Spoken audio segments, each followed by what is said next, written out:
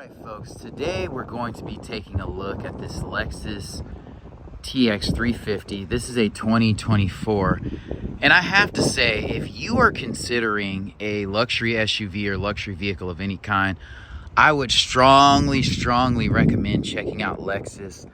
Like, they are a super responsible car brand, the best car brand in the world in my opinion. My favorite car brand is VW, but just because you like something doesn't mean it's good for you. So that includes Porsche, Audi, and all that. But I have to say, Toyota and Lexus are very responsible. And so definitely worth a look. This vehicle looks great. I don't think it has a bad angle on it. I like the wheels on this vehicle. The front fascia is very nice. It's rocking 20-inch wheels, which are super nice. Stepping back, like, the front looks very futuristic. I think this is like kind of the same size as a Toyota Highlander, but I like the look of it. You know, the fog lamps are a little bit recessed. The headlights definitely look very modern and up to date. And so walking around, the mirrors fold. Interestingly enough, you don't have turn signal indicators that are very large in the mirrors. They're right here. Those are kind of tiny. That's probably my least favorite thing. I like this black kind of accenting right here on the door handle. That is nice. You can see the same thing here. And again, these wheels are super nice looking. This has a very shimmery, kind of a titanium color. It's a titanium gray is what I would say, but I really like the look of this vehicle. It says TX30 on the back. It says Lexus. You have that light bar going across the back, which is super nice. We'll zoom out a little bit, and yeah, just a really good looking vehicle. And we'll start here in the back, and then we'll look under the hood. Kind of go out of order a little bit. And so this is a 3-row SUV, and as you can see, it does come with some netting back here and a first aid kit. Not much storage back here. You have a subwoofer here. I don't even know if you can see that. Obviously, we have an automatic tailgate. We'll see what's under here. Not too much, a little bit of storage space, a little shelf here. But, you know, this isn't a Suburban, so we're not going to expect a ton from it. What I am kind of disappointed with is the fact that, you know, you don't have buttons for these seats. This is more of a mid-size SUV. I like when you put the seat down, the headrest automatically folds down. So that's a nice touch. But with both seats back, you know, this is a 5-seater, and you have pretty decent space back here. So actually, we'll go ahead and step inside the vehicle. Cannot tell you how shimmery metallic this paint is. This is probably the most flaky paint I've seen in a while. It almost looks glittery. So it's a very good paint job. It's gonna last a long while. This door feels solid. One thing to note is that these door handles do not actually like come out and open. Like, you press a little button on the inside to unlock them, and then I think there's a capacitive situation on the outside of the door handle that you touch to lock it. Obviously, you have a window shade here, which is a nice touch. This is all soft touch here. Obviously, this is an automatic door. This button unlocks the door. You know, when it's closed, you just press this button and you can push the door open. So that's a nice touch. I trust Toyota with that. Stepping in, there is a little bit of a step-up height. These seats are firm and flat. They don't have really any bolstering. You know, they're not super grippy, but they're not super slippery. I like that they're perforated here. You have USB-C charging right here, as you can see, and then you have your HVAC controls here. So they keep charging simplified, and I like that. You don't need like a house charger and, you know, a cigarette lighter charger. There's not much storage here, and, you know, for cup holders, you really just have the door here. So that's not a great time, honestly. I like this LED light here. That's pretty dope. You know, the door, you might say this vehicle looks a little plain on the inside.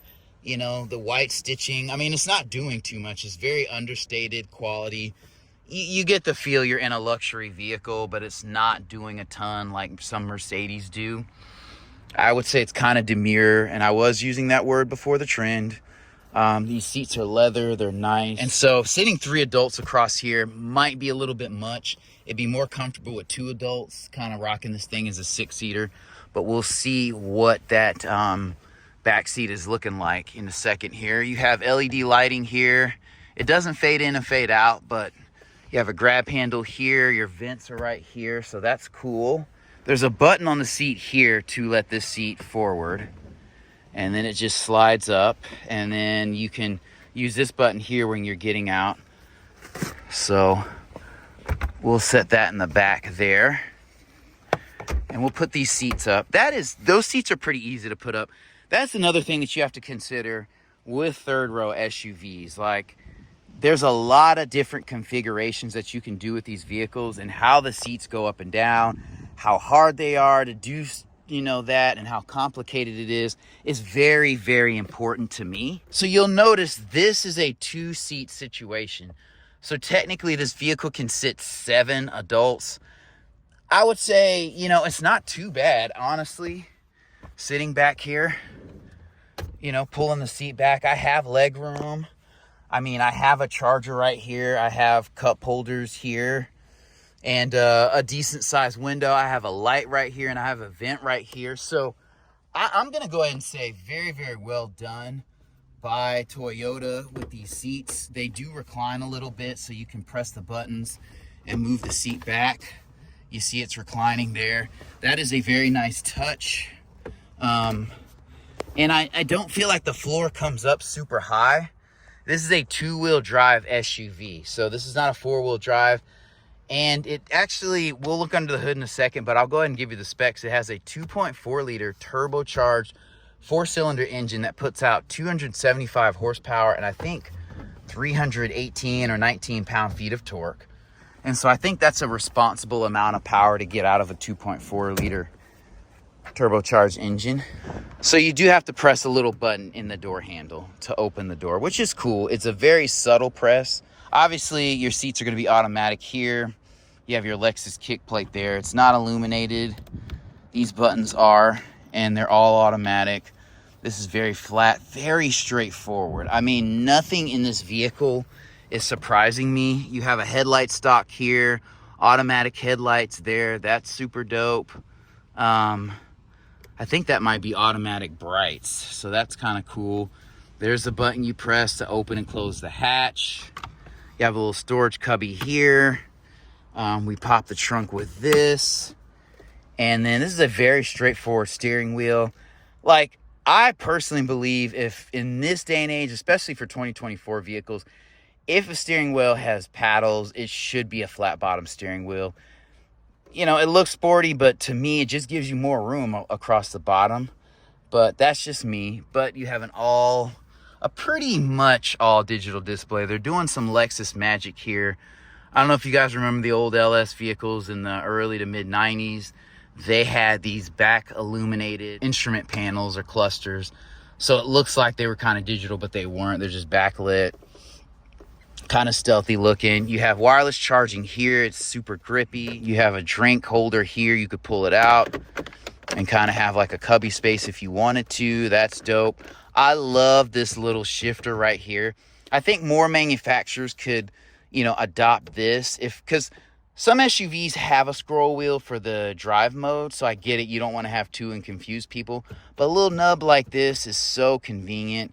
And then you can put your parking brake here and fit everything in this area without it being super complicated.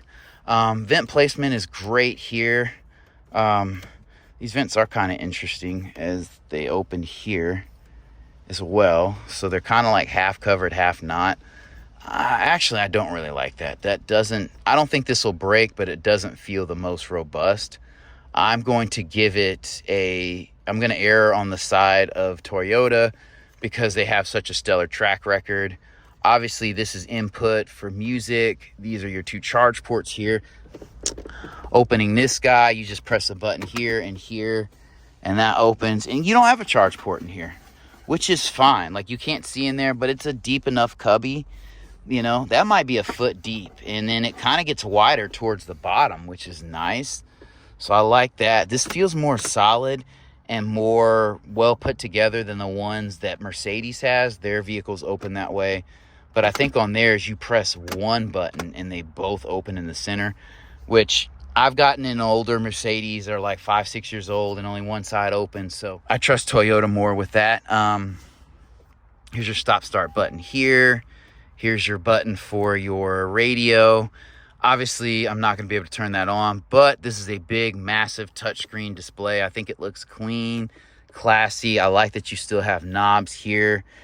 I mean, the only thing that kind of sucks is that you do control HVAC through the system. There's no hard buttons for your HVAC and radio, so you pay a price for that cleaner display, and kind of aesthetic. But I like Toyota, and I trust them with that. This is soft touch. You have a speaker up here. This is soft touch as well. I like this. I like the layout here. Again, demure would be how I'd use this cabin. Classy and demure. Paddle shifters. I mean, this thing has, 275 horsepower and 300 something pound-feet of torque. It's a large SUV, so it's not going to be going super, super fast, but that's adequate power. I like that the headliner is black. I think that's a nice touch. Decent sized mirror here. LED light. I love that. This is pretty straightforward here. You have your lights. They don't fade in and out, but they come on instantly. And it's just a very, very clean aesthetic in this vehicle. These seats feel firm, but they also feel cushioned. There's a good balance between cushioning and firm. I would say it's probably about, 50-50. The bolstering, it's a little bit light, but the seats feel good. They're not super narrow. They're wide enough to hold you in place.